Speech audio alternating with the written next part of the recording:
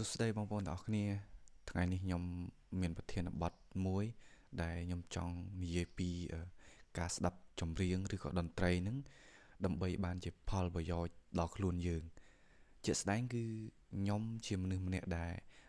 ចូលចិត្តស្ដាប់តន្ត្រីចម្រៀងមែនទែនអាចនិយាយថានៅពេលដែលស្មុគស្មាញឬក៏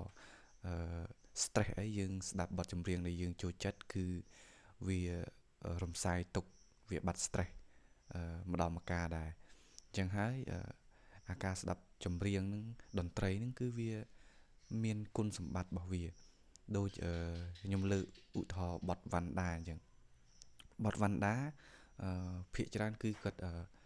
និយាយពីជីវិតឬក៏បទពិសោធន៍ជីវិតដែលគាត់ធ្លាប់ជួបឬក៏លើកទឹកចិត្តយើងផ្សេងអញ្ចឹងទៅអញ្ចឹងហើយនៅពេលដែលយើងស្ដាប់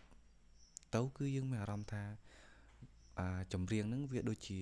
លើកទឹកចិត្តឲ្យយើងខិតខំប្រឹងប្រែងពេលខ្លះចម្រៀងគឺវាជួយយើងបានច្រើនដែរអាហ្នឹងចំពោះ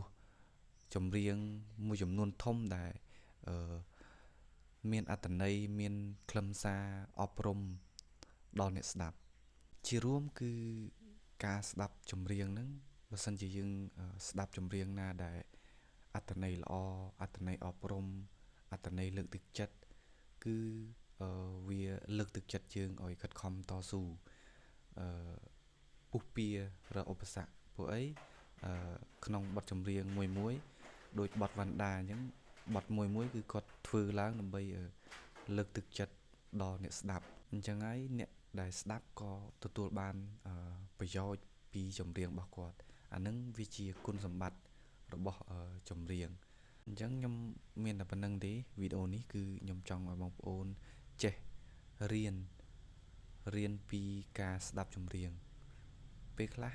ចម្រៀងគឺបង្រៀនយើងបានច្រើនបើយើងស្ដាប់វាដោយយកចិត្តទុកដាក់ហើយនឹងពិចារណាអញ្ចឹងខ្ញុំមានតែប៉ុណ្្នឹងទេយើងជួបគ្នានៅវីដេអូក្រោយទៀត